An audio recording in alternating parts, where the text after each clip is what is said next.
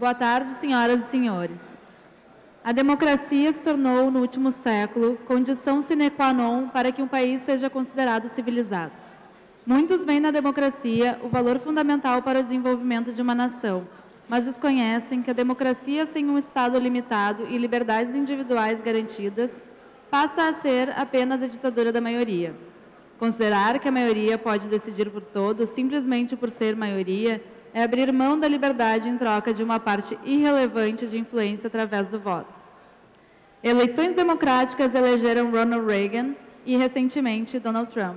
A maioria decidiu pela saída do Reino Unido da União Europeia e pela reeleição de Fernando Henrique e de Hugo Chávez. Assim como Hitler, Margaret Thatcher chegou ao poder através de um processo democrático.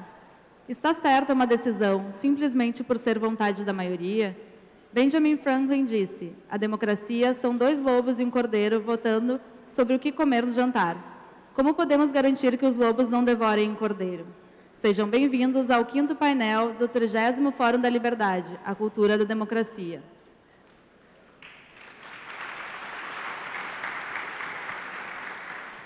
Para iniciar o painel Cultura da Democracia, convido a fazer uso da palavra o secretário municipal de Desenvolvimento Econômico, Ricardo Gomes.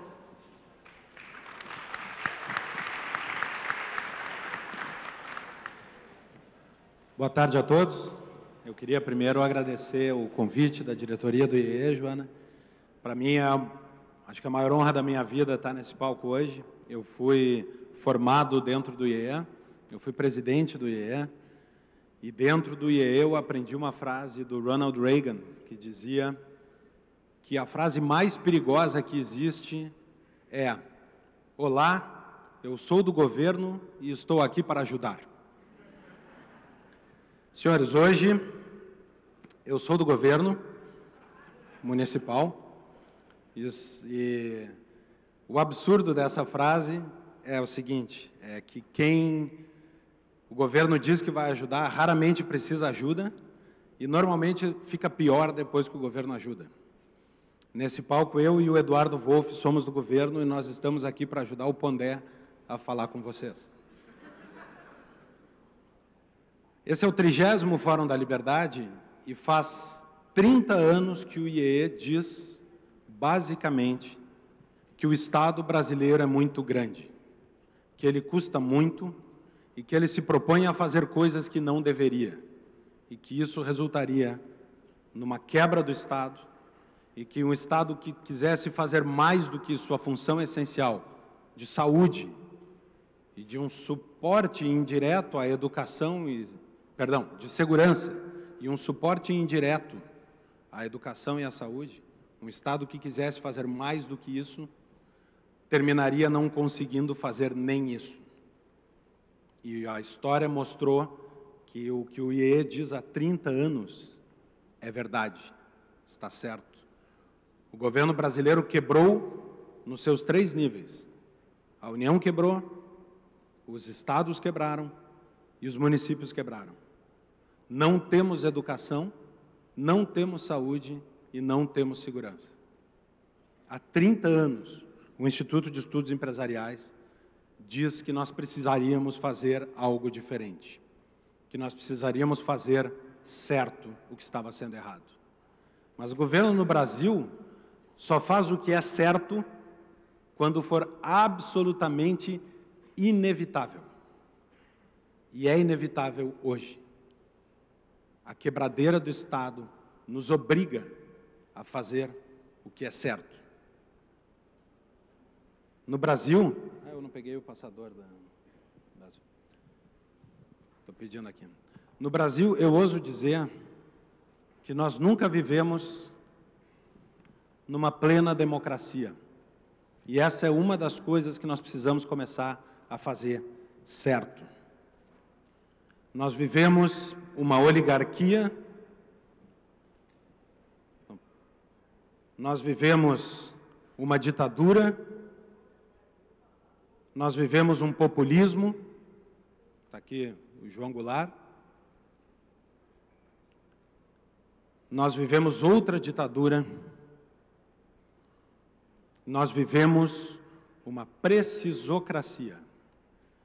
o reino dos direitos e a fantasia de que todas as nossas ânsias seriam respondidas pelo poder político, de que o governo resolveria todas as mazelas do país. Esse é o sonho da Constituição brasileira de 88, a maravilha dos direitos grátis e dos deveres ausentes. Isto é uma precisocracia, onde quem precisa mais tem mais direitos do que quem precisa menos. A necessidade passou a ser um critério de existência de direitos. E depois da precisocracia, nós vivemos aquilo que, num momento histórico, foi definido, talvez num dos slides mais feios do mundo, como a cleptocracia.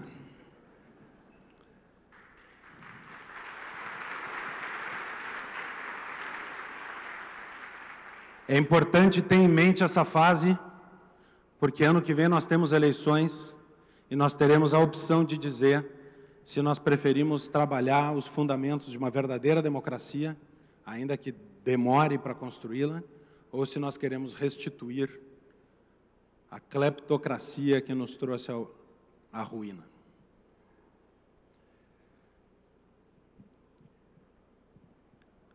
Por que é que nós nunca vivemos uma democracia e o que nos falta para vivermos uma democracia?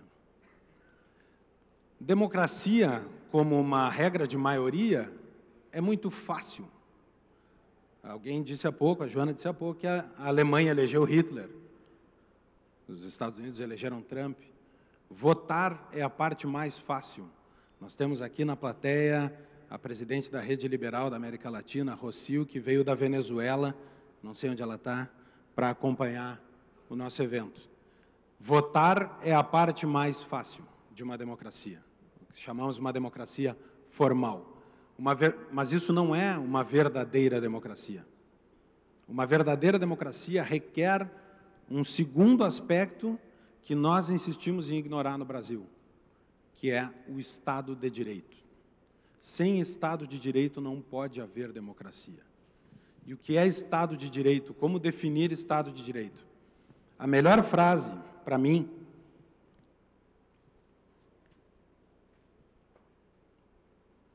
é de um grande pensador, não, nem tanto, mas de um grande guerreiro, chamado Honório Lemos, ou Honório Lemes, da Revolução Federalista de 93, quando perguntado se ele lutava por Gaspar Silveira Martins ou por Júlio de Castilhos, ele respondeu: luto por leis que governem os homens e não por homens que governem as leis. Essa é a essência do que seja um Estado de Direito. O império da lei, no inglês, rule of law. Talvez o Honório Lemos seja uma expressão um pouco, como dizer, bagual demais para tratar de um tema tão profundo. Né? E talvez, para fazer a relação que eu quero fazer com a democracia brasileira, tem um outro pensador que nos ajude mais, que é o Albert Van Dicey, um dos maiores constitucionalistas ingleses. O Dicey, o livro do Dicey, The Law of the Constitution, o direito constitucional, por assim dizer, é uma das obras que a Suprema Corte da Inglaterra usa como referência para tomar suas decisões. Então, acho que é um bom constitucionalista. E ele dizia que Estado de Direito são 3 coisas. E a minha tese é de que estas 3 coisas são essenciais para que o Brasil possa ter uma verdadeira democracia. A primeira delas, a lei é igual para todos. Primeiro requisito do Estado de Direito. A lei é igual para todos. Atenção, no Brasil nós dizemos, todos são iguais perante a lei. E o foco da igualdade está no sujeito e não na norma. A transição para o Estado moderno é justamente o contrário. As pessoas, sim, são diferentes. A lei é que é igual para todos. Falou muito bem disso agora há pouco. Falaram, né, os do painel anterior. A lei deve ser igual para todos. E no Brasil nós estamos criando cada vez mais distinções de direitos para grupos de pessoas. grupos diferentes que têm privilégios legais diferentes. A lei é igual para todos significou, no fim do Estado medieval, que tanto o nobre quanto o pobre, quanto o comum, como diriam os ingleses, eram submetidos às mesmas normas. Pergunte a alguém que tem foro privilegiado no Brasil se a lei é igual para todos. Tentem os senhores fazer o que foi feito na República, nas suas empresas, e vocês vão ver se a lei é igual para todos. Nós não conseguimos atingir ainda o ideal primário de um Estado moderno, de uma igualdade legal. Nós temos cotas, temos reservas, temos um crime de homicídio e um crime de feminicídio, temos distinções de toda a natureza para tratar coletivos como sujeitos de direito, para dizer que as pessoas se diferem pelo coletivo a que pertencem. E isso é absolutamente antidemocrático. Só pode haver democracia quando há igualdade perante a lei. O princípio um homem, um voto, é uma expressão disso, da igualdade perante a lei. Quebrar esse princípio, quebrar a igualdade, é atacar a democracia. A segunda coisa que Daisy diz, que forma o Estado de Direito, o conceito de Estado de Direito, é que a Constituição é resultado e não origem dos direitos individuais. Isso significa dizer, os direitos individuais são anteriores à existência do governo e superiores à existência do governo. Os direitos individuais não se submetem ao governo. E com isso eu quero dizer, não se submetem à democracia, não se submetem a uma regra de maioria. Os direitos individuais nos protegem de uma regra de maioria. Eu poderia fazer uma proposta aqui, para que nós votássemos. Eu quero propor uma votação. Vamos cortar o braço esquerdo do Eduardo Wolff. Take it off. Mas eu quero fazer uma proposta democrática. Então ele vai ter tempo para se defender. Ele vai poder falar, né? Isso é democrático.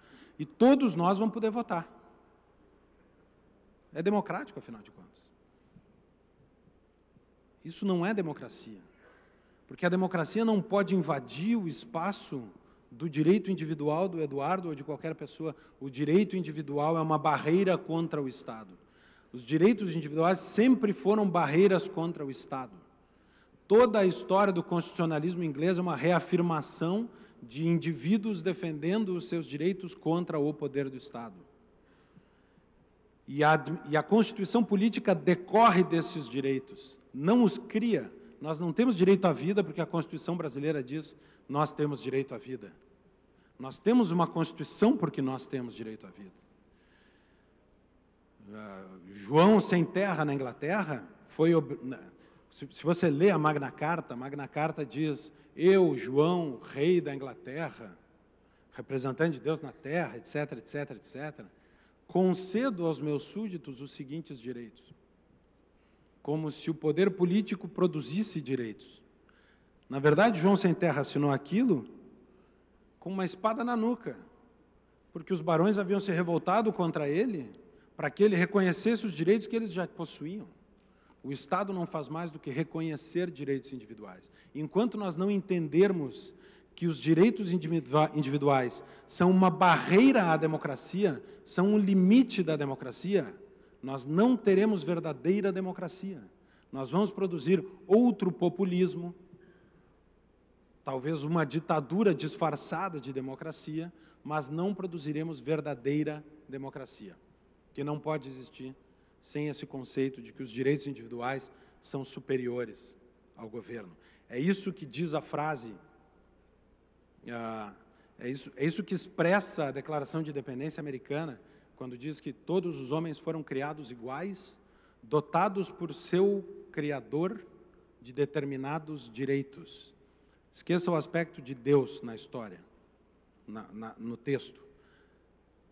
dotados pelo seu Criador de determinados direitos, entre eles a vida, a liberdade e a busca da felicidade. Ponto e vírgula. Que governos são estabelecidos entre os homens para assegurar esses direitos. Primeiro eu tenho o direito, depois os governos são estabelecidos para assegurar esses direitos. Sempre e quando um governo desfaz esses objetivos, não cumpre esses objetivos, é direito do povo revoltar-se contra ele e derrubá-lo. É o que diz a Declaração de Independência dos Estados Unidos. É mais ou menos o que disse o Honório Lemos, né? Mas um pouco mais rebuscado. A terceira coisa, a lei é igual para todos. A Constituição é resultado e não origem dos direitos individuais. A terceira coisa é, o soberano não tem poder arbitrário.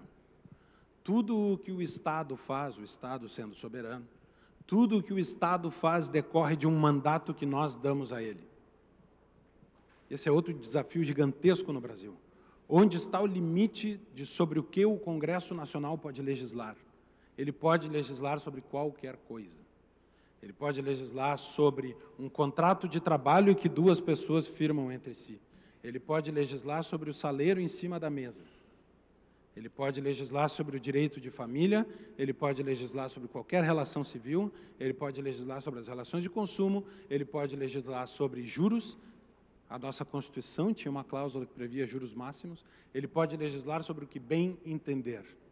Se eu entender que o Congresso Nacional exerce a soberania no Brasil, nós temos um soberano com poderes arbitrários.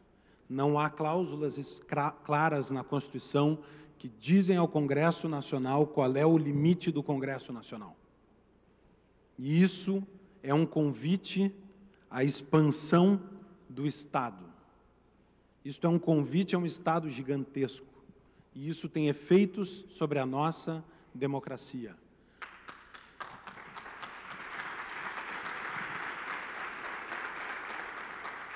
O efeito principal que isso tem sobre a nossa democracia é que as pessoas que precisam trabalhar precisam acertar-se com o Estado antes. Nós somos súditos, nós vamos bater a porta do governo e a sociedade se organiza em grupos de pedintes, em minorias organizadas para arrancar favores do Estado. O Estado é ilimitado para conceder favores. Obviamente, a nossa democracia se organizou para bater as portas do Estado pedindo favores. Ou nós limitamos o nosso governo, ou nós limitamos o exercício dessa soberania, ou nós nunca vamos ter uma sociedade altiva que olha para o seu governo para mandar nele e não para pedir-lhe bênção.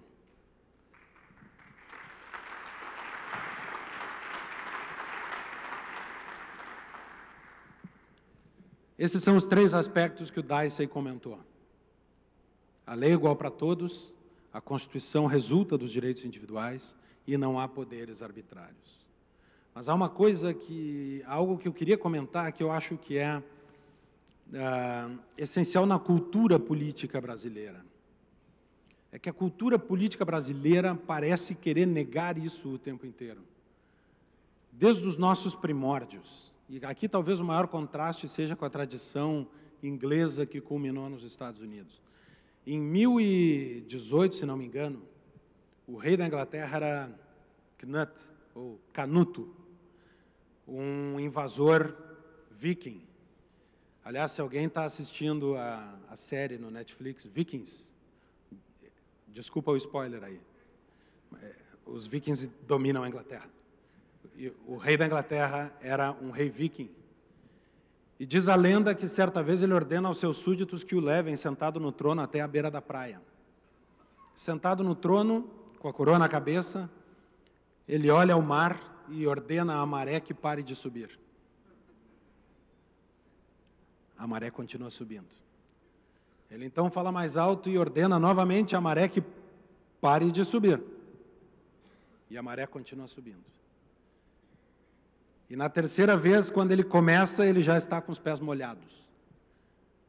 E ele tira a coroa da cabeça, a coloca na cruz que havia no trono, vira para os súditos e diz: isso é para os senhores entenderem que há coisas que nem o rei de todos os ingleses pode determinar. Eu acho que a nossa rainha do Brasil tentou determinar muita coisa no país nos últimos anos, e a maré da opinião pública mostrou para ela que ela não conseguiria.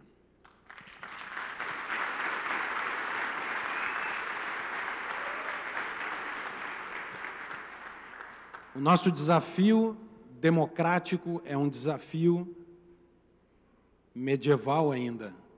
É o desafio de conter o avanço do Estado, de encolher o tamanho do Estado, de limitar o poder do Estado. Não haverá verdadeira democracia enquanto o governo mandar em 40%, 50% da economia do país. Não há democracia que resista a um Estado que tem correio, petroleira, empresa de TI, o que mais?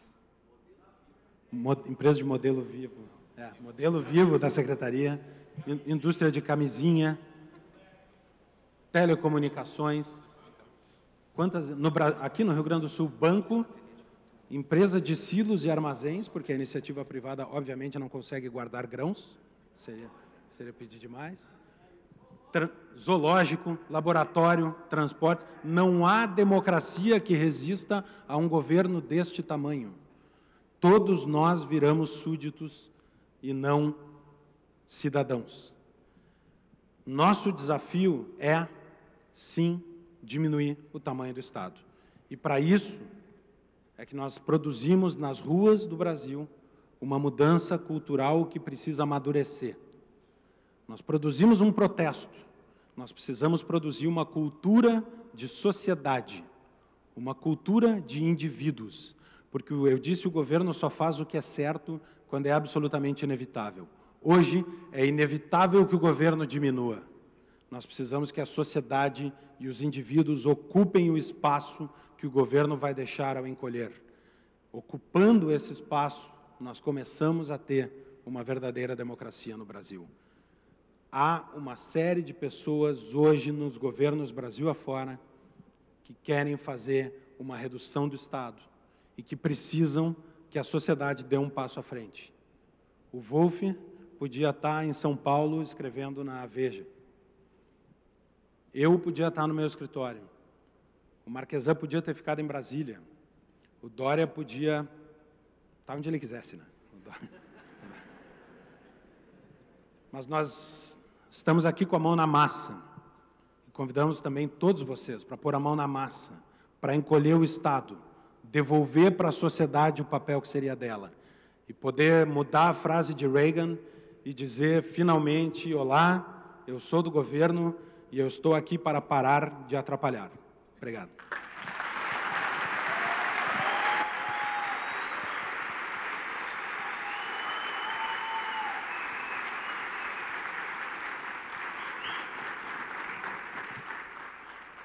Agradecemos a participação inicial do Ricardo Gomes no painel Cultura da Democracia. Ouviremos a seguir o secretário adjunto da Cultura de Porto Alegre, Eduardo Wolff.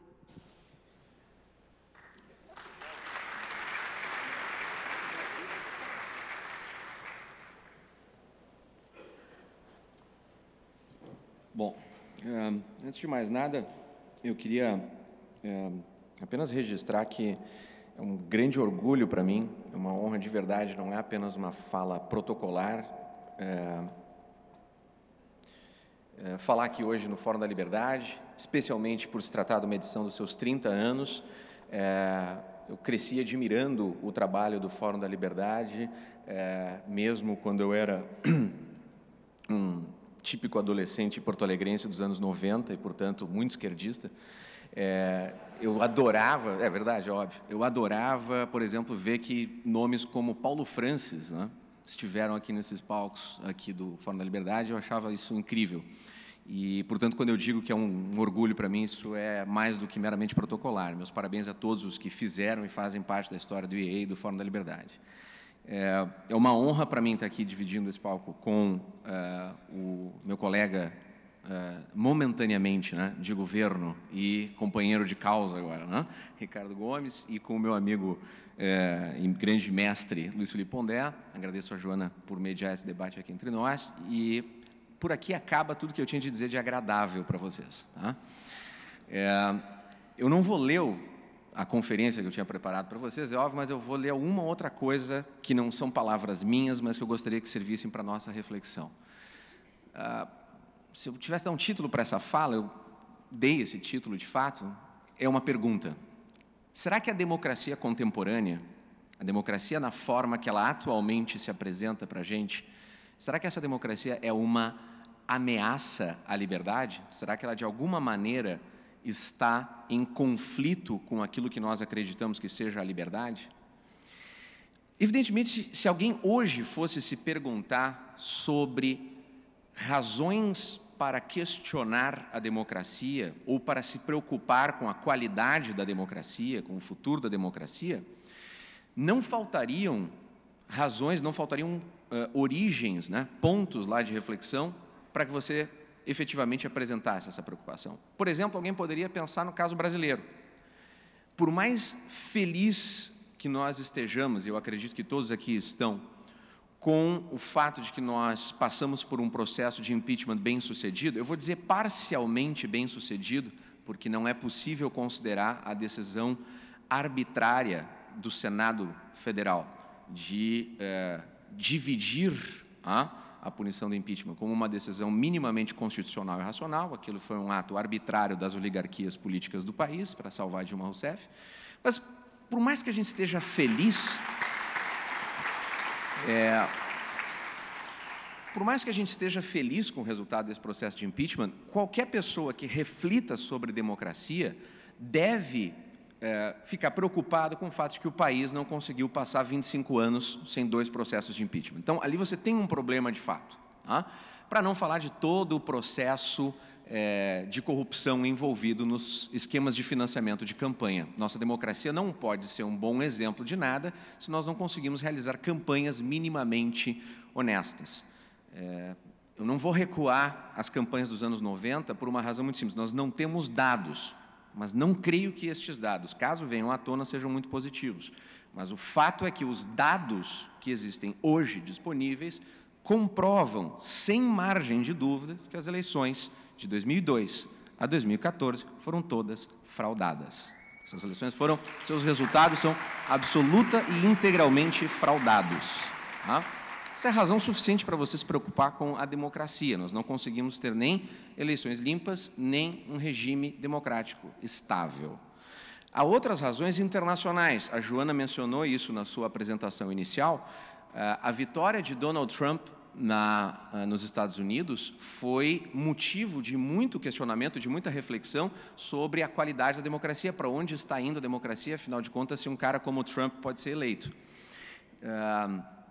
Eu tenho alguns amigos muito queridos na maior empresa de comunicação do país, mas eu não posso deixar de fazer essa piada porque eu ouvi a expressão pela primeira vez aqui por um amigo aqui do Rio Grande do Sul. Mas quem assistiu a Bolivarian News durante a madrugada das eleições... eu tenho muitos amigos na Globo, que me perdoem, mas quem assistiu a Bolivarian News durante a madrugada da apuração da vitória do Donald Trump deve ter ficado chocado com o fato de que um ex-editor do Jornal das 10, o mais importante jornal televisivo da rede cabo do Brasil, disse a seguinte frase: vejam que absurdo, em pleno 2016 e essas pessoas do interior estão decidindo quem vai ser o presidente dos Estados Unidos. Pois é, que absurdo, né? Uma gentinha lá que não frequenta os cafés chiques de Nova York estava decidindo, né, quem é que ia ser o presidente. Tirando a parte caricata da reação de uma parte da imprensa e do establishment político, efetivamente Donald Trump não é alguém que inspire a pessoas instruídas e bem informadas em matéria de política e de economia muitas esperanças. Né? O mesmo pode ser dito do Brexit, também invocado aqui pela Joana. Eu vou querer sugerir para vocês que algo bem diferente desses resultados da eleição americana, o resultado do plebiscito, do referendo na Inglaterra, no Reino Unido, sobre a União Europeia, algo bem diferente disso ameaça, para mim, muito mais a democracia. Do que eu estou falando? Eu estou falando de algo que vocês talvez já tenham ouvido falar e que se chama Identity Politics, política identitária, política de identidade. Tá? E que tem uma tradução superficial disso em uma expressão muito corrente que nós conhecemos com o nome de politicamente correto. Tá? O que isso quer dizer? Por que eu estou sugerindo que este tipo de prática, que essas questões do politicamente correto, são, eventualmente, ameaças mais importantes à democracia? Tá? Por uma razão muito simples. Graças a uma agenda de política identitária centrada em gênero, né, sexo, em etnias, em raças e em padrões de comportamento decididos culturalmente por uma certa coletividade, tá? Graças a este tipo de agenda política, pela primeira vez em muito tempo, a maré da história da liberdade virou por um lado bem negativo, ao contrário da descrição que o Ricardo fez aqui em matéria da política nacional. Qual seja, o Estado e a coletividade passaram a influenciar mais decisivamente o padrão de comportamento dos indivíduos e a regulamentar mais o padrão de comportamento dos indivíduos na sua esfera privada, que antes vinha sendo espaço cada vez maior de conquista da liberdade. Para ilustrar isso, e é meramente ilustrativo, eu tinha anunciado que eu não ia ler e efetivamente não estou lendo, mas eu não vou deixar de citar aquele que é o norte desta breve apresentação. Para ilustrar isso, eu vou recorrer a uma comparação. Essa comparação, ela está dada num ensaio clássico de uma conferência, esta sim merece ser lida de cabo a rabo, pronunciada em 1819, a gente está perto de fazer 200 anos dessa conferência. O título dessa palestra, dessa conferência era Da Liberdade dos Modernos comparada àquela, né, àquela liberdade dos antigos. E é uma palestra apresentada por um pensador francês chamado Benjamin Constant. Lá pelas tantas, Constant diz o seguinte: olha, o que nós modernos, e por modernos entendam tudo que vem aí do século XVII para frente, tá? Mas, sobretudo, a experiência do homem do século XIX pós-Revolução Francesa. Tá? Aquilo que nós, modernos, compreendemos como liberdade é totalmente diferente do que os antigos entendiam por liberdade. Os antigos, Grécia e Roma. Tá? O que os homens modernos entendem por liberdade? Diz ele, e essas palavras realmente merecem a nossa atenção: é para cada um o direito de não ser submetido senão às leis, de não poder ser nem preso, nem detido, nem morto, nem maltratado, de nenhuma maneira, em razão de vontade arbitrária de um ou de vários indivíduos. É para cada um o direito de dizer sua opinião, de escolher seu ofício e de o exercer, de dispor de sua propriedade e mesmo de abusar dela, de ir, de vir, sem obter permissão e sem prestar contas de seus motivos ou de seus passos. É para cada um o direito de se reunir com outros indivíduos, seja para debater sobre seus interesses, seja para professar o culto que ele e seus associados preferem, seja simplesmente para preencher seus dias e horas de uma maneira mais conforme às suas inclinações e às suas fantasias. Enfim, é o direito para cada um de influir sobre a administração do governo, seja pela nomeação de todos ou de certos funcionários, seja por representações, petições, demandas, etc, etc, etc. Onde, em que reside a liberdade do homem moderno? Na realização da minha vida privada, sem interferência alheia, e claro, sem causar tumulto para o resto da humanidade, né? Mas é na realização dos meus planos privados, na não interferência da coletividade e do Estado na minha vida pessoal, e no meu direito de participação na vida pública. Direito. Se eu não quiser participar, se eu não quiser saber o que está se passando no governo do Dória, do Marquesão, da Dilma, ou do Temer, ou de quem quer que seja, o problema é meu. Eu não tenho obrigação nenhuma de fazer isso. Comparem isso, comparem esse sonho de liberdade que se realiza na dimensão individual, comparem isso com como Benjamin Constant sintetiza a liberdade dos antigos. Diz ele: para eles, lá na Grécia, lá em Roma, a liberdade consistia em exercer coletivamente, mas diretamente, muitas partes da soberania inteira, em deliberar na praça pública sobre a guerra e a paz, e em concluir com os estrangeiros tratados de aliança, votar as leis e pronunciar os juízos. O que manifestava a liberdade para o homem antigo era uma condição compulsória de participação na vida pública. Tá? Ao passo que continua o mesmo Benjamin Constant falando dos antigos, ao mesmo tempo que isso era o que eles entendiam por liberdade, eles admitiam como compatível com esta liberdade coletiva, a submissão completa do indivíduo à autoridade do conjunto. O indivíduo está completamente subordinado a uma autoridade externa que é a coletividade.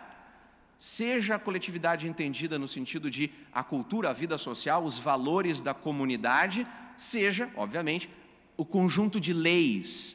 Tem uma passagem que eu preciso mostrar para vocês aqui, que eu acho espetacular, porque ela sintetiza muito o que nós estamos vivendo, que é quando ele diz assim: Terpandre, um músico grego, não poderia, junto aos espartanos, os habitantes de Esparta, acrescentar uma única corda à lira, sem que os éforos, as autoridades responsáveis, se ofendessem.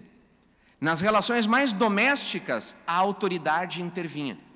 O jovem lacedemônio não poderia visitar livremente sua nova esposa. Em Roma, os censores levam um olho perscrutador ao interior das famílias.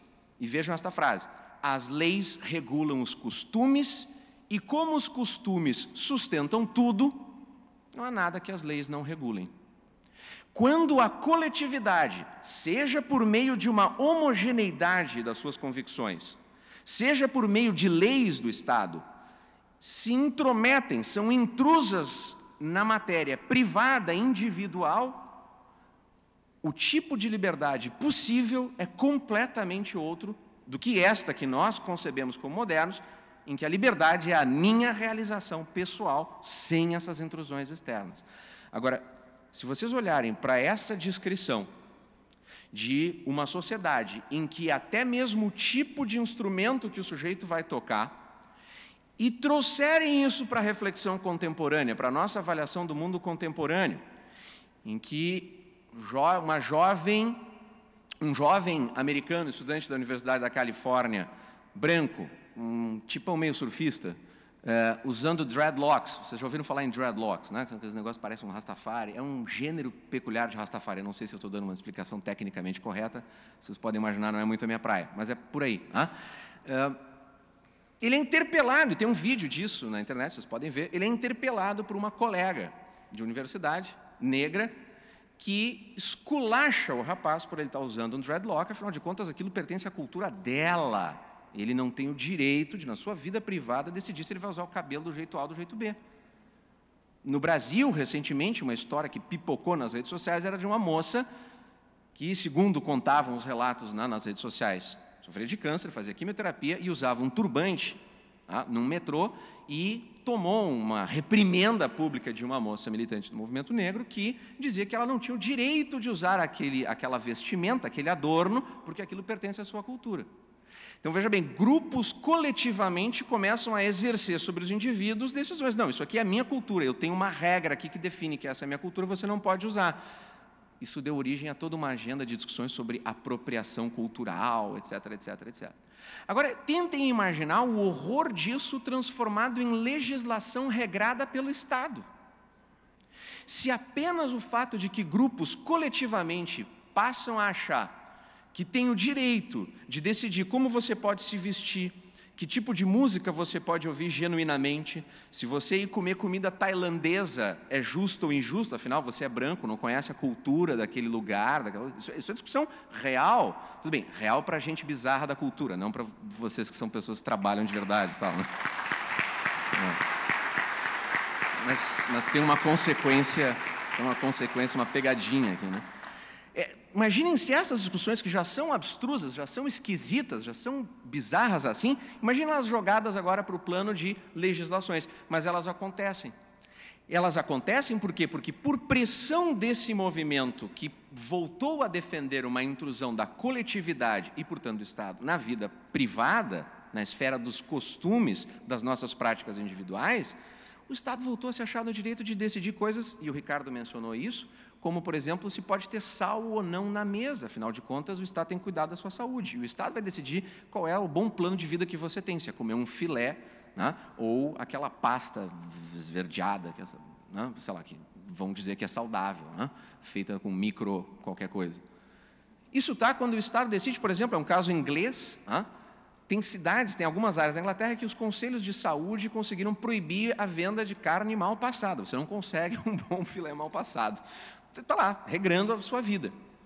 E é pior, quando, por exemplo, o Estado passa, a partir de estruturas como as instituições universitárias e mesmo editoras, jornais, etc. e tal, a determinar um pronome pessoal de referência que você pode usar.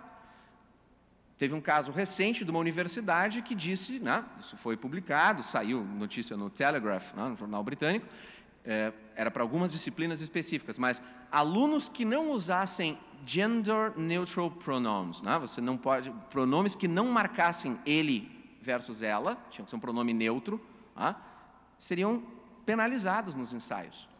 Então, é uma estrutura de aparato legal, as universidades são subordinadas a uma estrutura legal, dizendo, eu vou cuidar da linguagem que você vai usar. O que está por trás disso? E por que eu comecei essa conversa lá atrás falando de modernidade, trouxe o Benjamin Constant, etc. e tal? O que está por trás disso é basicamente o seguinte. No mundo antigo, o que permitia aos gregos e aos romanos, a pretensão, pelo menos, de uma sociedade com aquele tipo de regramento da vida privada, era o fato de que havia uma partilha, um chão comum nas concepções do bem, da virtude, do justo e do certo. O homem grego, ele tem uma espécie de paideia, um tipo de educação geral, que é mais ou menos comum a todos. E isso permitia uma espécie de grande fantasia filosófica, que falo aqui do objeto da minha tese de estudo, Aristóteles, que era imaginar que o político, na sua função do Estado, o Ricardo Gomes agora, o Felipe Camozato, ali vereador, teriam como tarefa, o político teria como tarefa, educar os cidadãos para a virtude, ensinar a virtude para os cidadãos, indicar para o cidadão o que é ser bom, o que é ser justo, como eles devem procurar o bem agora com um B maiúsculo, o bem significando aqui o que significa uma vida humana boa. Vocês gostariam de delegar ao Estado e aos políticos a determinação dos planos de vida de vocês? A ideia de que o que é bom e o que é mal, o que é justo e injusto, o que é certo e errado, em matéria privada, não em matéria legal, em matéria dos nossos planos de vida pessoais. Nós delegaríamos isso ao Estado? Não. Por que eu estou fazendo esse contraste? Porque nós, como herdeiros dessa modernidade, nós ganhamos, desde o século XVII, essa batalha. Nós vínhamos ganhando essa batalha. Essa batalha, ela se deu, primeiramente, numa região, num domínio da vida humana, em que as sociedades, quando tentaram coabitar, entraram em conflito.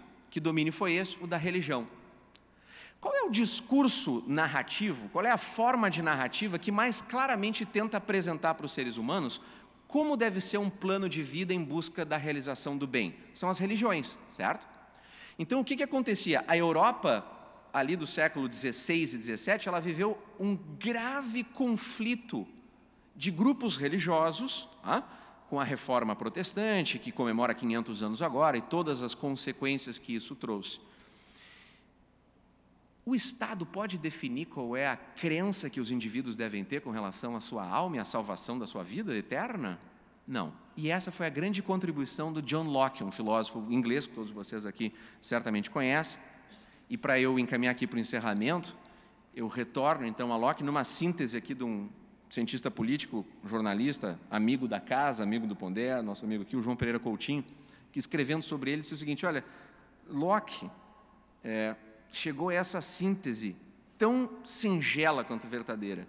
Não é função do governo cuidar da alma dos homens, porque ninguém tem o direito de invadir a consciência do outro, obrigando-o a acreditar ou não acreditar num credo particular.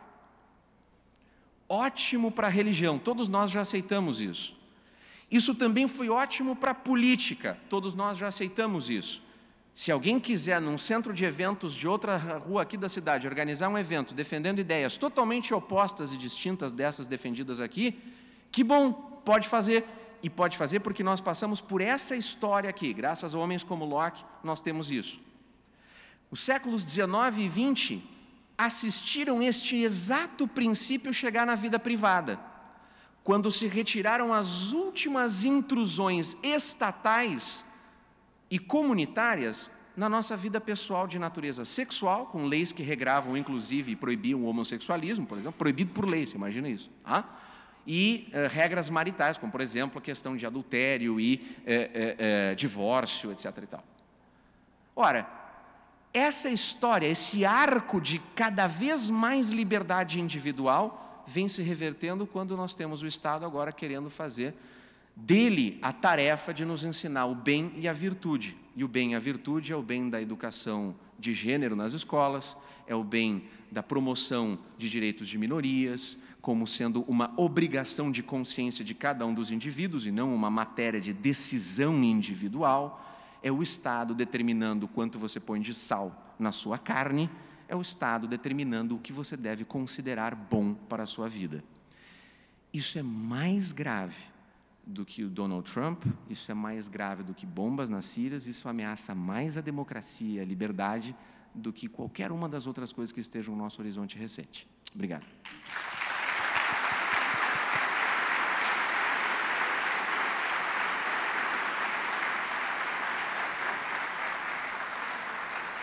Agradecemos a participação inicial do Eduardo Wolff neste painel. Ouviremos a seguir o filósofo e colunista do jornal Folha de São Paulo, Luiz Felipe Pondé.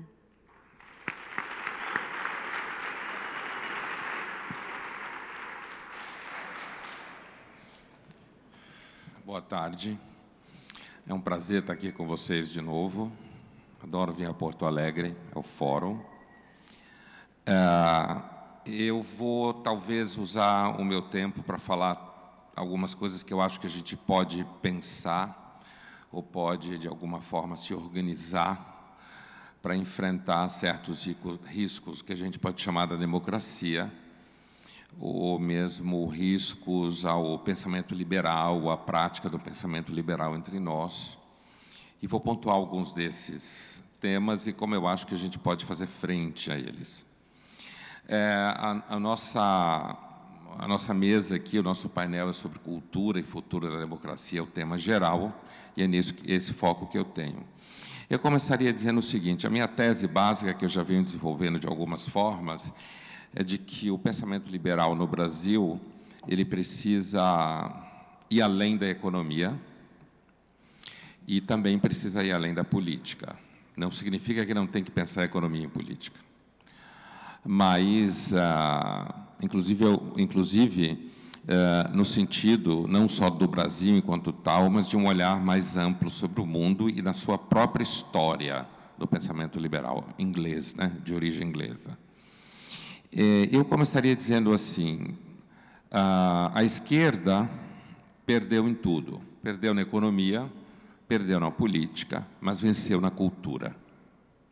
Inclusive, parte do que o Wolff falava há pouco é a prova disso. Eu sou professor já há quase 20 anos, entro em contato com jovens quase todo dia, e eu posso dizer para vocês que, nesse exato momento, digamos assim, uma visão completamente contrária do que a gente que vê aqui, eu estava ouvindo os colegas falarem, ela continua se reproduzindo em larga escala na maior parte das escolas e universidades, e eu acho que vai continuar a se reproduzir se a gente, quando eu me refiro a gente, aqueles que compartilham de uma visão um pouco mais liberal de mundo, não perceber que economia e política, enquanto tal, não basta para discutir pensamento liberal e sociedade e democracia.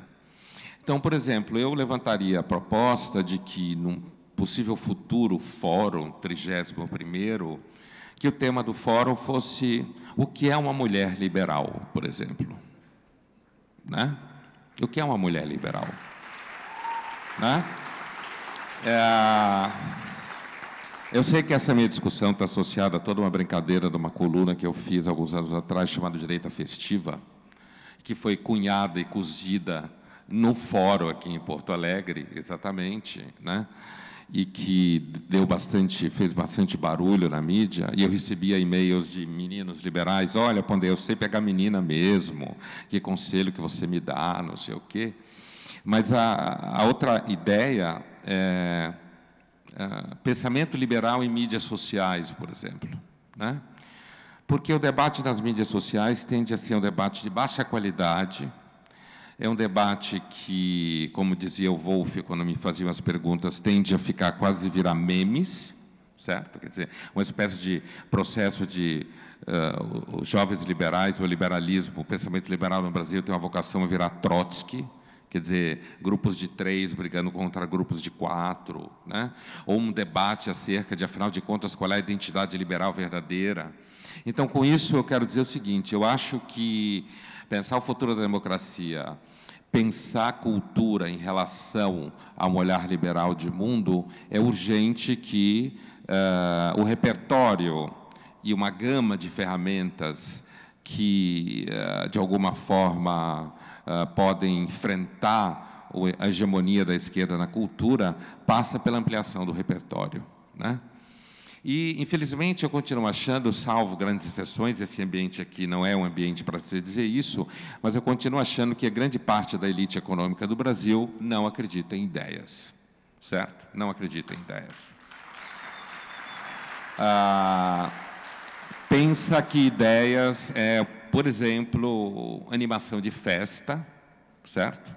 Alguma coisa que vai bem com um vinho, ou com um jantar, ou alguma coisa assim, mas não que ideias... E quando eu digo isso, eu estou sendo, sim, bem liberal econômico.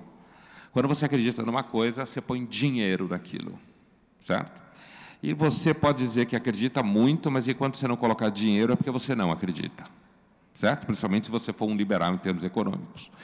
Então, esse é o primeiro conjunto, né? A proposta de um fórum que se pergunte o que é uma mulher liberal. Portanto, e nesse conjunto de perguntas sobre o que é uma mulher liberal, você tem aí pelo menos um debate que pode ser enfrentado com um dos grandes temas associados à cultura de esquerda dominante no mundo ocidental, porque é dominante, que é o debate ao redor da mulher, feminismo, gênero, todo esse conjunto de coisas que domina bastante a cultura, né?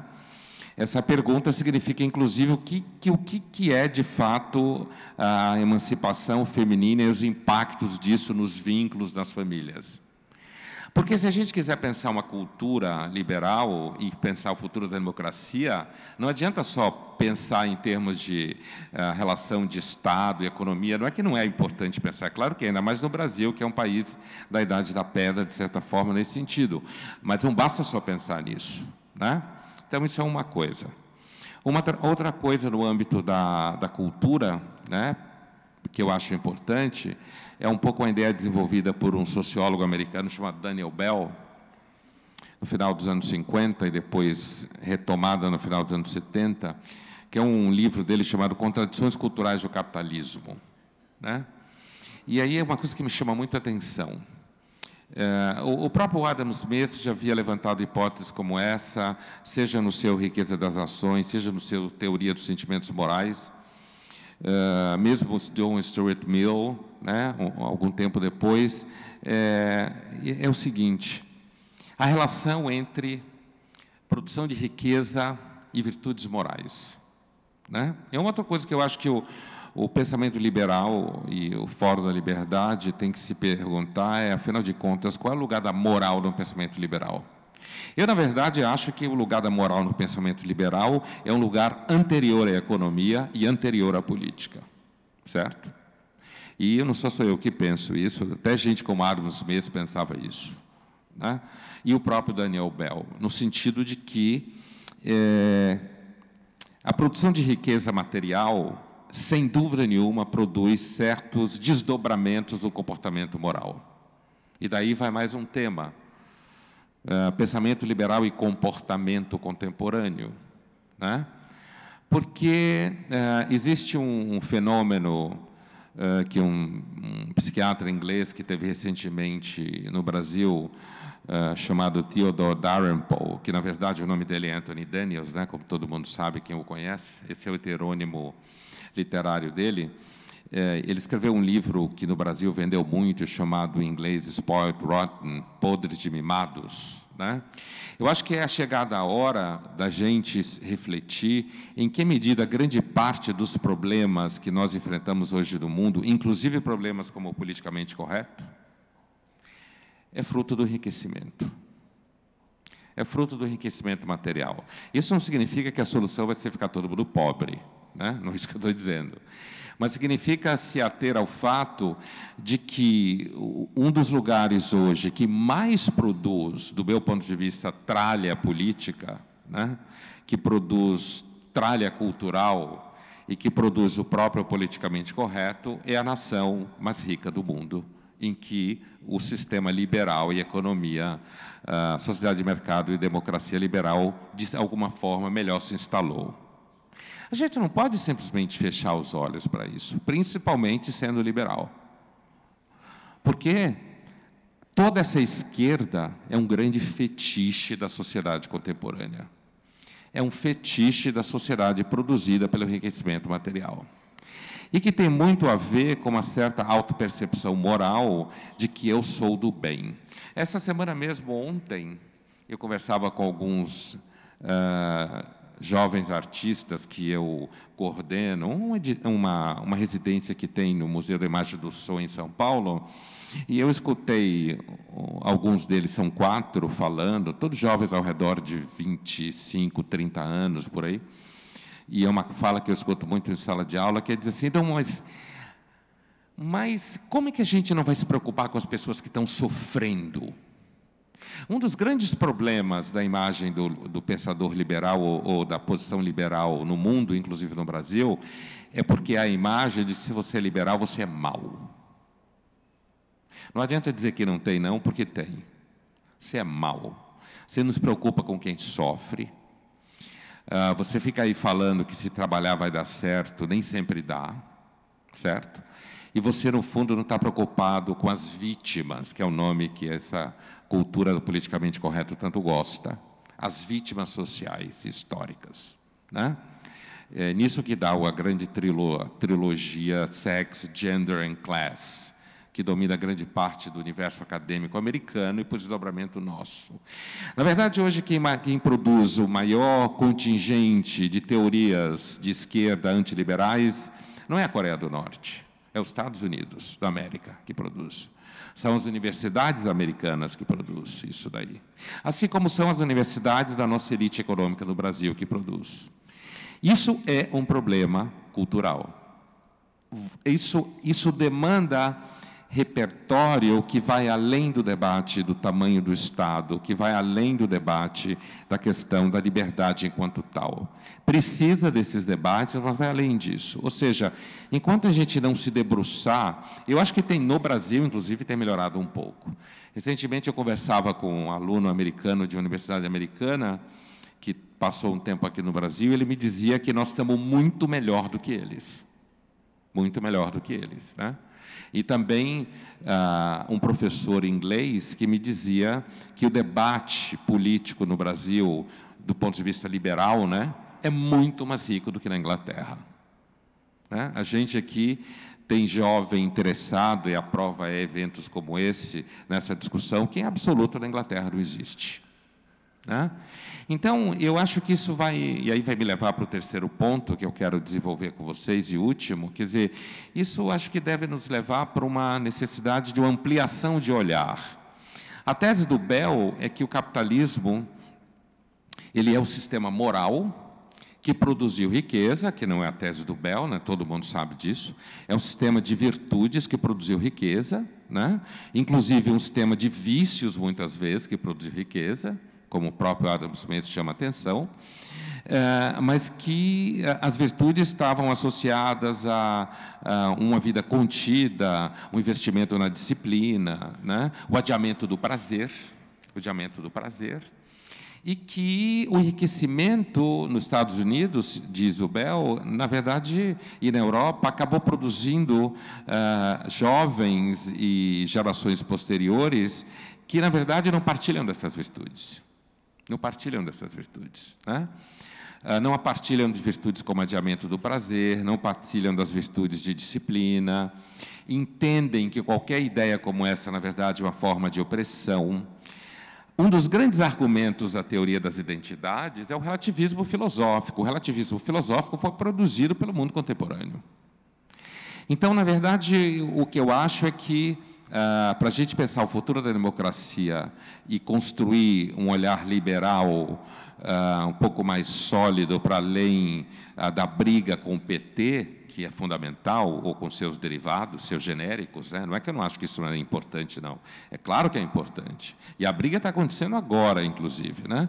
Eu acho que a briga passa, inclusive, pela consciência de que a democracia é um sistema que, às vezes, precisa de líderes impopulares para passar reformas fundamentais. Porque a democracia, todo mundo que quer agradar, sempre vai tender a mentir e a não fazer coisas que desagradam as pessoas. A democracia tem contradições profundas dentro dela, profundas, né? E isso me leva à última questão, que é a seguinte: hoje a gente tem acumulado material, né, principalmente nos Estados Unidos, ao redor da chamada Folk Theory of Democracy, né? Folk Theory of Democracy é um conceito que diz... O que é uma Folk Theory of Democracy, né? É a teoria segundo a qual a democracia é um regime baseado em seres racionais que escolhem seus líderes, comparam e que há um crescimento dessa consciência política na democracia. Os autores chamam essa... Entre eles o Bartels, que talvez seja mais famoso, mas assim, se referem a essa folk theory of democracia no sentido de que a pesquisa empírica mostraria que a maior parte das pessoas não tem grande interesse em política. Quem tem interesse em política são profissionais, políticos profissionais, intelectuais, jornalistas e militantes profissionais. A maior parte das pessoas, a não ser que tenha um momento muito grave, elas são preocupadas muito mais com coisas como janta, inventário, divórcio, alugar apartamento e coisas assim. Isso faz com que isso as afaste de decisões racionais sobre a democracia. Então, o que é essa folk theory? Qual é o foco dela? O foco dela é a crítica da ideia de que exista um processo seguro de rational choice na relação com a democracia. Aquela velha teoria do rational choice, né, que alimenta, inclusive, grande parte de discussões econômicas, de que o homem seja um ser racional. Eu acho que a gente produziu, pelo menos nos últimos 100 anos, ou quase 200 anos, para não falar de um caminho muito longe, bastante material para pôr em dúvida a ideia de que o ser humano seja, de fato, um ser plenamente racional. Então, qualquer teoria que parta do pressuposto de que um agente racional toma decisões e isso é crescente e acumulativo, me parece uma teoria limitada para compreender a situação do homem ou a situação contemporânea. E se essas pesquisas de gente como Bartels, né, um volume dele, por exemplo, chama-se Democracy for Realists, né, não é nada de ser contra a democracia, não se trata de ser contra a democracia. Se trata de perceber que a idealização da democracia ou do sujeito racional político pode ser um problema, inclusive, para a democracia. Porque talvez daqui 300 anos, nossos futuros descendentes olhem para cá e se perguntem, afinal de contas, por que aquelas pessoas tinham tanta fé na democracia? De onde eles tiraram essa ideia? De que as pessoas sabem o que fazem, de que a maioria é sábia de algum jeito, ou pior, de que o povo sabe alguma coisa. De onde eles tiraram essa ideia? Talvez eles olhem para isso e comparem ao que os medievais faziam quando liam o futuro em vísceras de animais. Considerem, na verdade, uma espécie de superstição, né? Então, quando eu digo isso, quer dizer, eu acho que pensar o futuro da democracia necessariamente passa, principalmente como alguém que se identifica com a tradição liberal e acha que a melhor forma de democracia é aquela associada à tradição liberal, tem que passar por fazer uma espécie de análise da própria produção da sociedade contemporânea, entendida como democracia liberal associada à sociedade de mercado. E aí, por último, né, também derivado desse núcleo ao redor da folk theory, eu acho que a gente está vivendo um momento hoje no mundo, eu acho que o mundo está super interessante.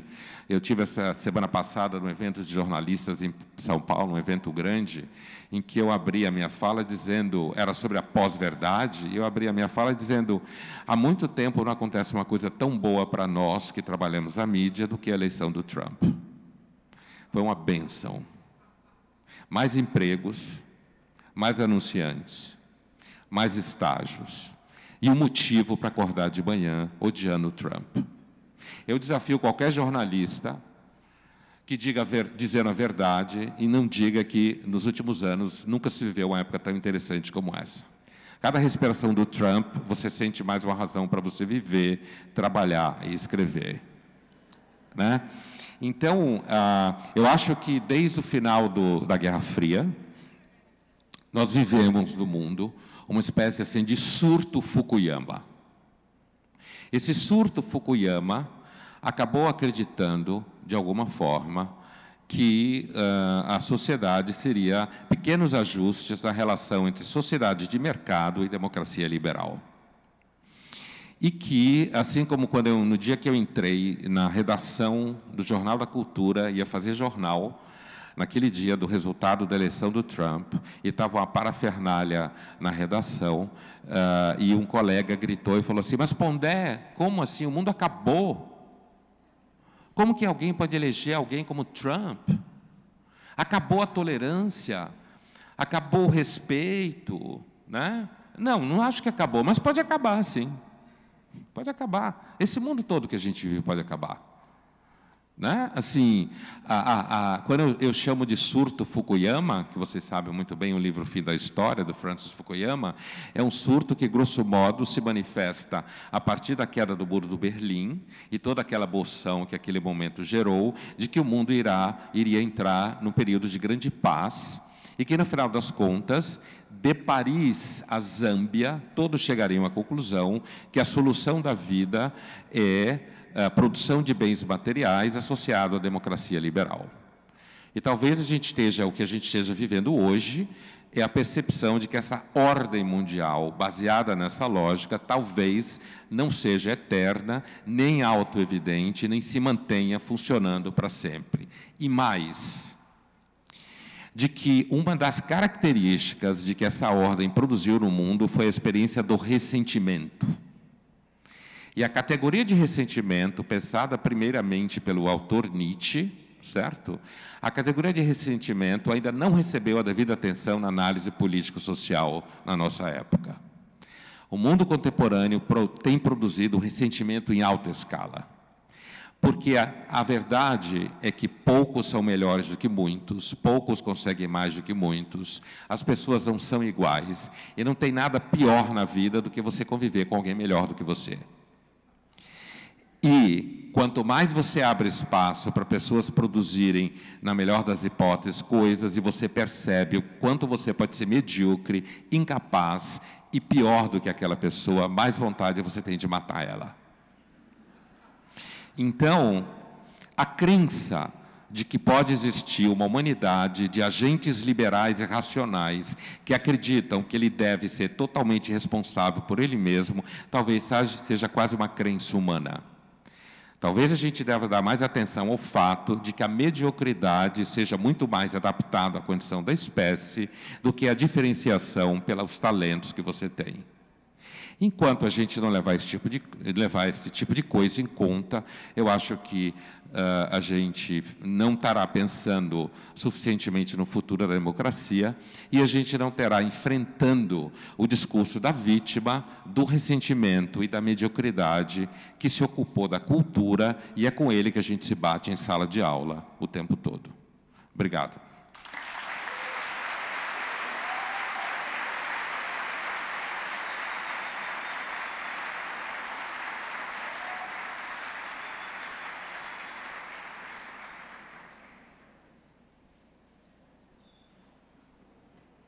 Agradecemos a participação do Luiz Felipe Pondé no painel. Daremos início a seguir à sessão de perguntas e respostas, lembrando que as perguntas podem ser feitas tanto pelo aplicativo quanto em papel. Ricardo, eu vou começar contigo. A gente escutou muito nos últimos tempos, principalmente em 2016, a respeito do Brexit. Mas a saída do Reino Unido da Europa não é um retorno a como a Europa era antes, onde cada país tem regência, ou tinha regência sobre o seu terreno, sobre as suas próprias leis, e não seria mais fácil dos cidadãos terem controle sobre aquilo que os legisladores estão fazendo? Eu acho que a saída da Inglaterra da União Europeia é, sim, um sinal da decadência do projeto político do bloco.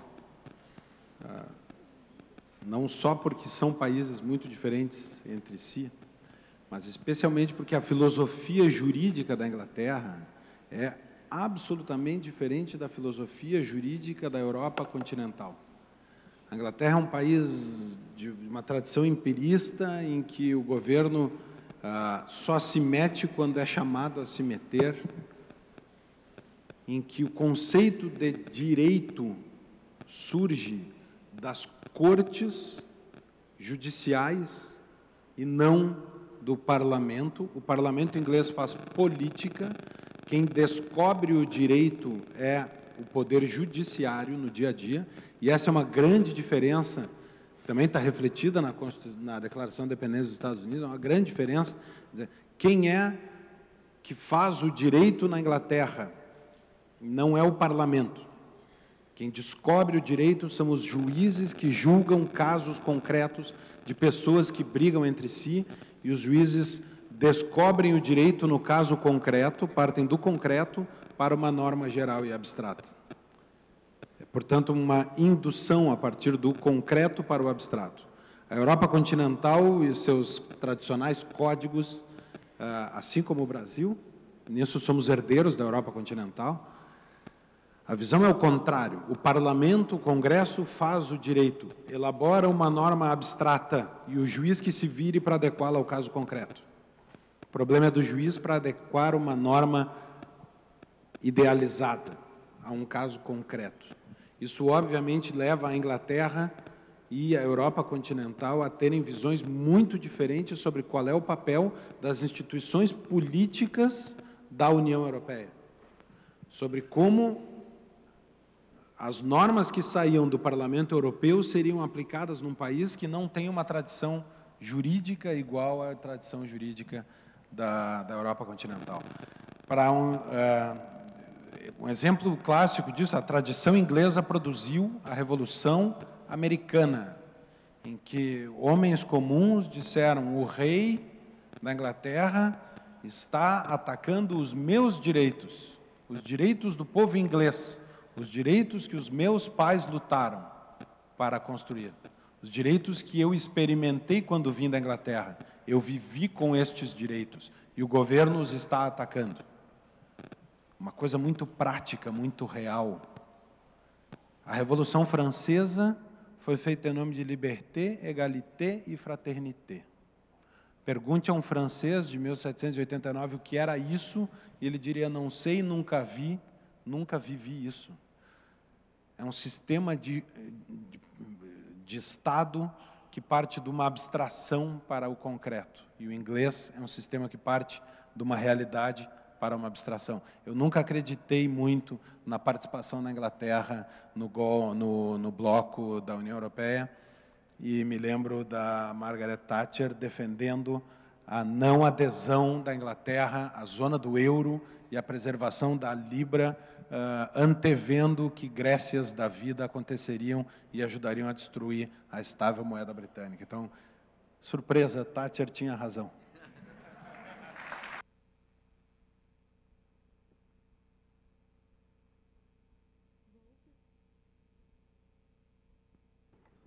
Wolf, vou seguir contigo.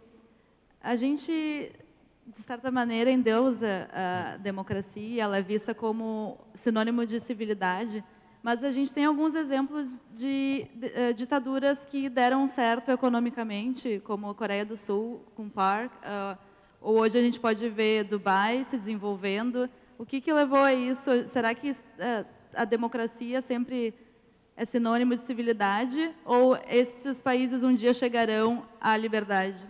Bom, olha só, Do mesmo modo como eu tentei mostrar que o conceito de liberdade pode mudar, você pode preencher esse conceito materialmente, quer dizer, formalmente você tem lá o conceito de liberdade, mas materialmente ele pode ser preenchido de diversas formas, e lá na antiguidade liberdade significava uma coisa e para os modernos outra. Democracia é uma palavra que funciona mais ou menos do mesmo jeito. Tá?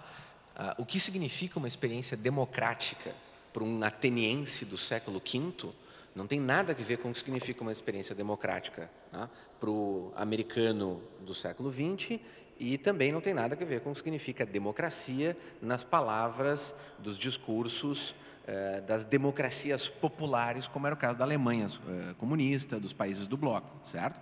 A palavra, no entanto, é a mesma. Formalmente, o conceito pode ter algumas características iguais.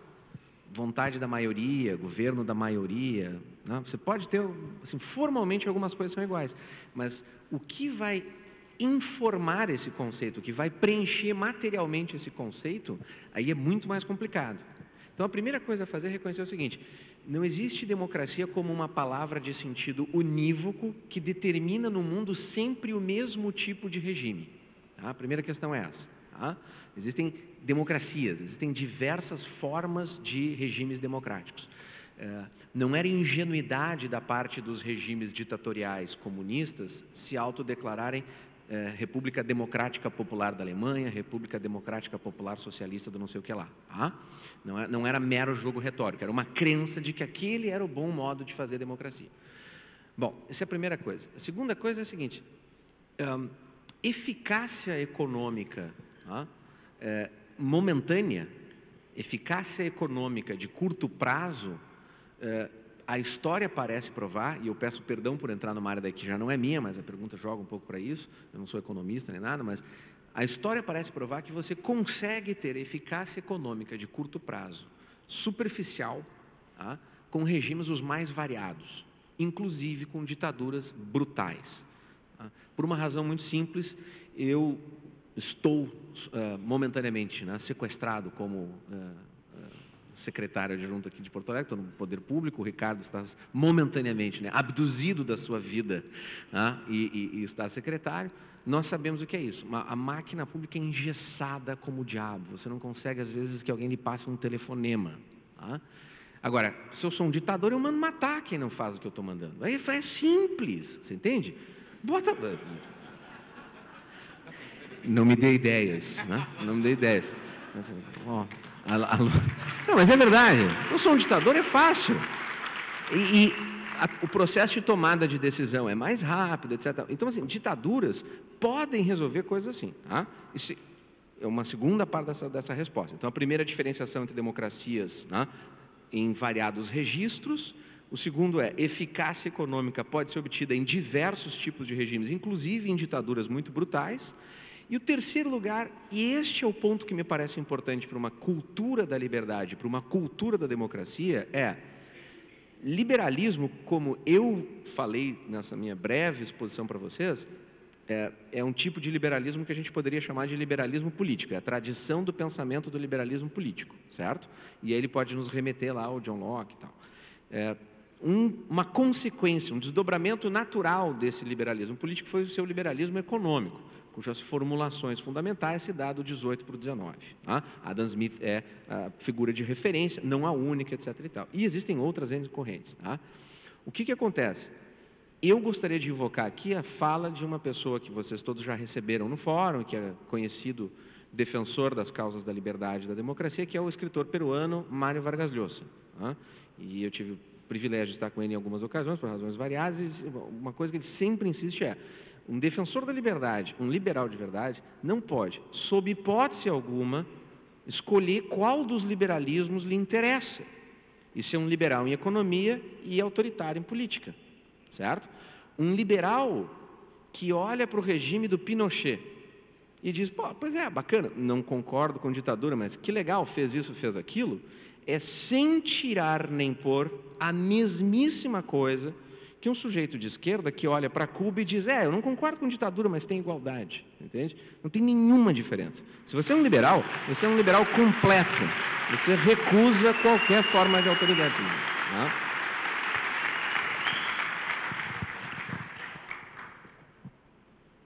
Obrigada, Wolf.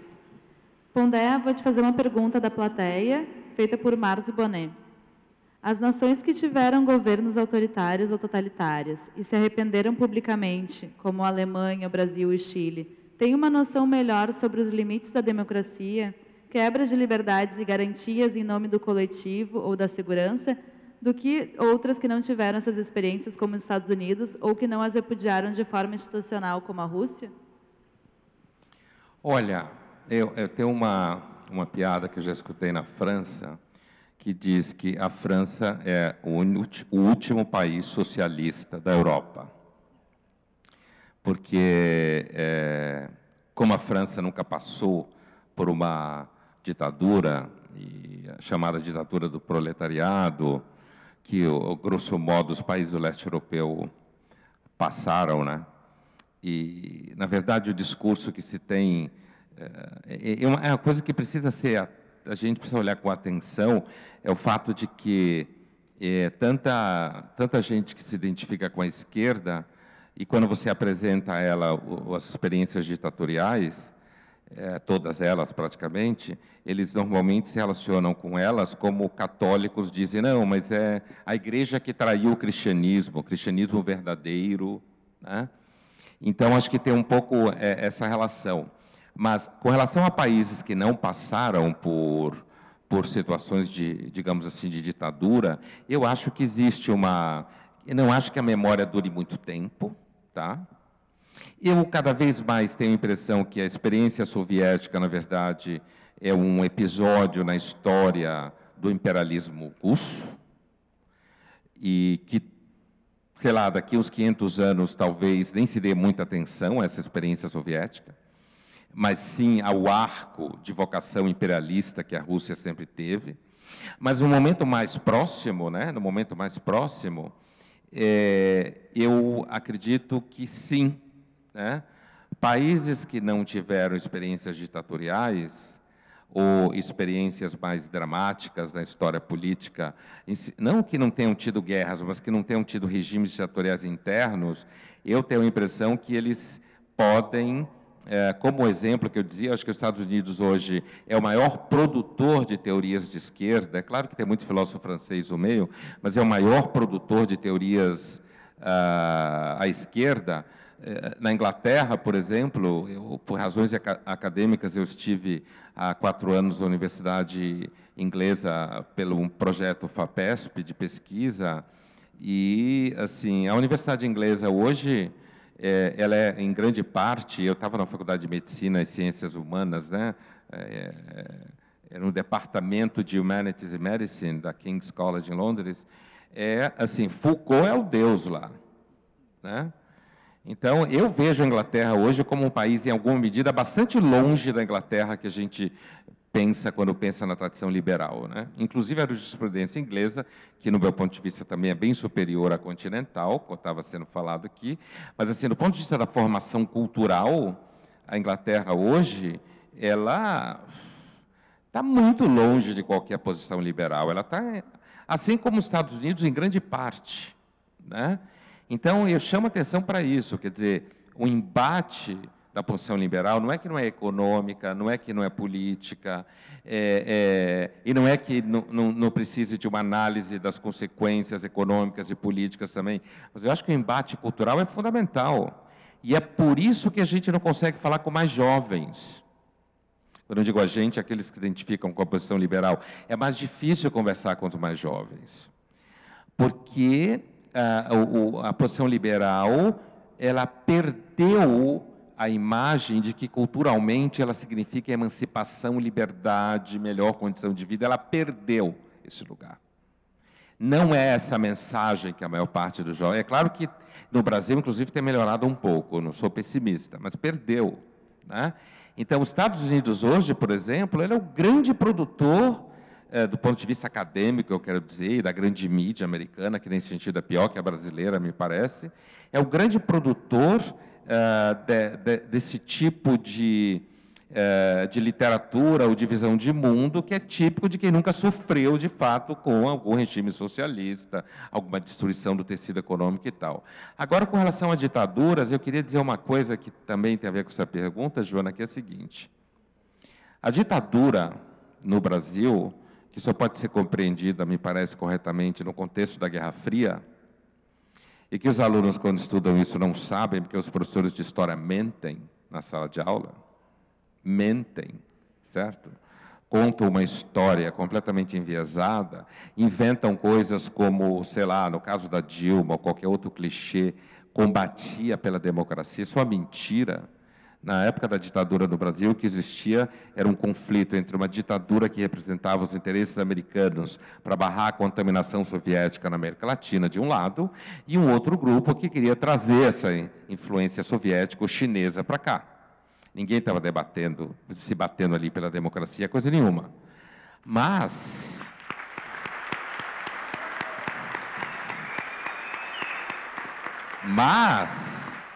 a verdade é que a esquerda brasileira foi a grande vitoriosa da ditadura, porque ela saiu da ditadura com uma imagem cultural e moral de defensora dos oprimidos, certo?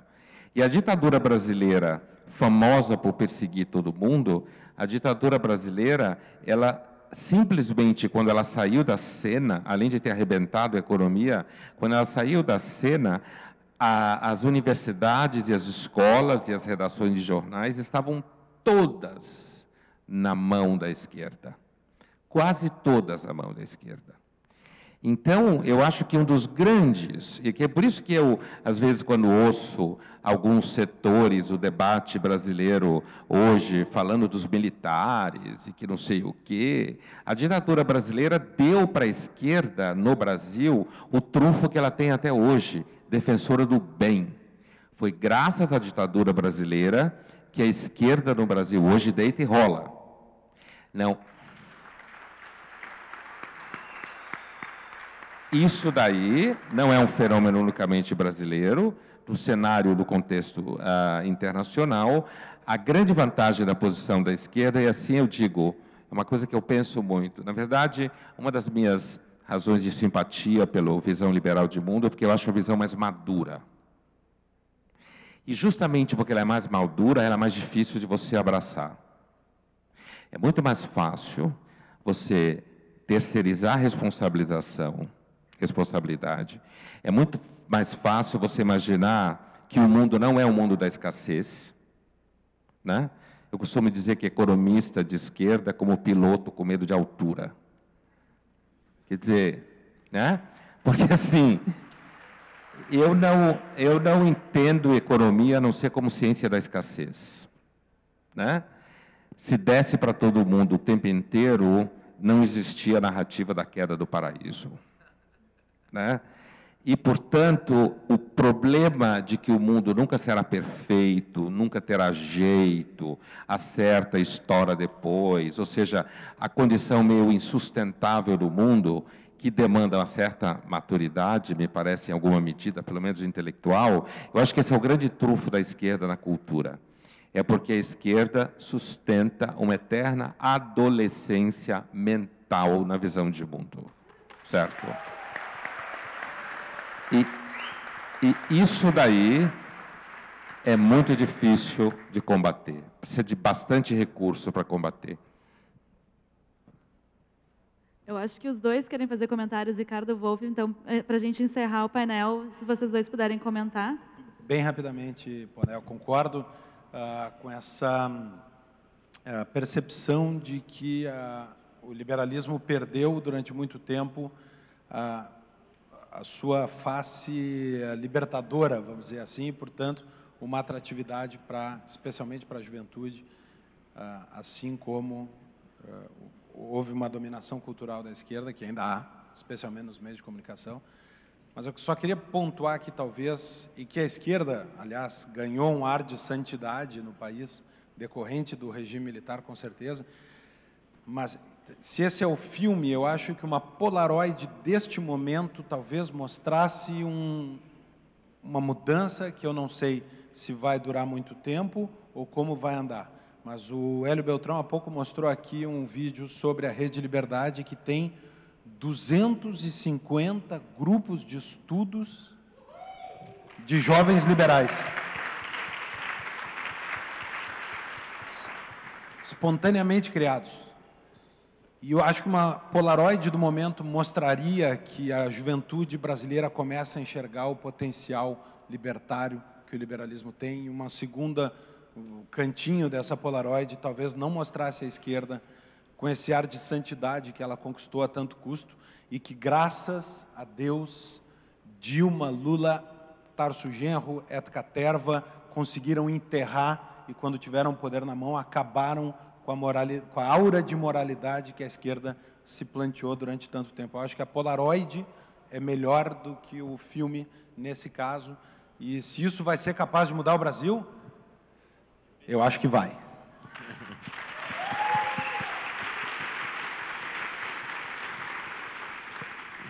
Bom, só para a gente não ficar só concordando, é óbvio que a gente concorda com relação a essas três coisas, mas só para a gente não ficar concordando com tudo, eu queria chamar a atenção para um problema, para uma dificuldade, a partir do que o Pondé falou e agora complementado pelo que o Ricardo falou, que é a seguinte: o que levou a esquerda a vencer na cultura do modo como... Por esquerda, vamos deixar bem claro que são termos que a gente às vezes não gosta de usar, nós nos referimos aqui a uma orientação intelectual de tipo anticapitalista, antidemocracia liberal, quer de inclinação marxista ou de alguma coisa aparentada ao marxismo, tá? É isso. Se quiserem chamar de Oblesque, Oblon, chamem do que quiserem, tá? Esquerda e direita é irrelevante aqui. O ponto é, o que esse grupo intelectual, o que levou esse grupo intelectual a vencer do modo como venceu na cultura no Brasil, nesse contexto da ditadura, foi, além desse processo que o Pondé descreveu, foi o fato de que essas pessoas efetivamente se propuseram a estudar, a se formar, a formar outros em diversos níveis, em diversos registros e a fazer circular essa sua visão de mundo.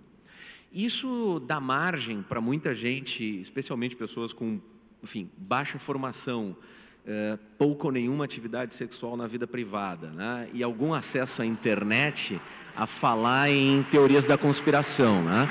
Aí o sujeito vê um maluco caçando urso nos Estados Unidos e diz, isso é a doutrina do Gramsci. Isso é bullshit. Isso aí tem na Idade Média, isso tem na Grécia, isso tem em tudo que é lugar, tá? Grupos formam suas pressões de interesse, apresentam as suas teses, defendem... Isso existe desde sempre, tá? Qual é o problema? Por que eu estou querendo introduzir aqui uma leve distinção, uma leve discordância, assim? É que um dos problemas desse circuito, desse ativo circuito liberal que o Ricardo descreveu e que de alguma forma responde à preocupação que o Pondé havia apresentado no início, uma das dificuldades, são várias, mas uma das dificuldades é a falácia do nicho. É você falar para iguais. Você entende? Se vocês todos concordam e a única coisa que está acontecendo é que vocês estão se agrupando agora e tem mais gente em contato, não está mudando coisa nenhuma.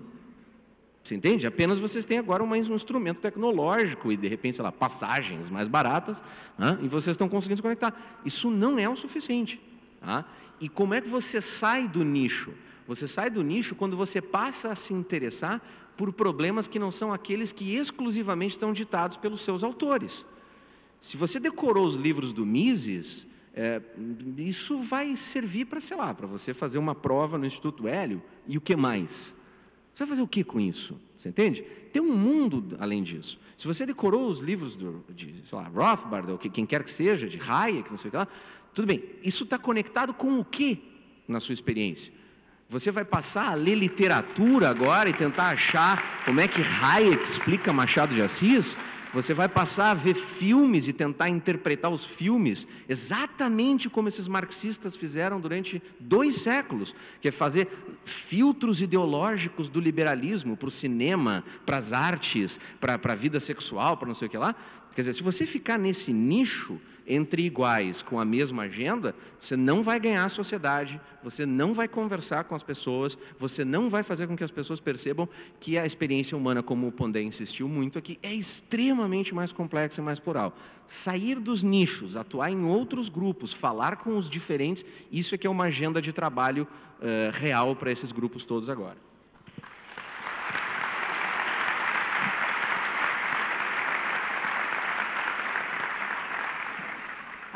Acho que saímos com uma missão daqui hoje, então. Queria agradecer a participação do Wolf, do Pondé e do Ricardo e dar por encerrado este painel.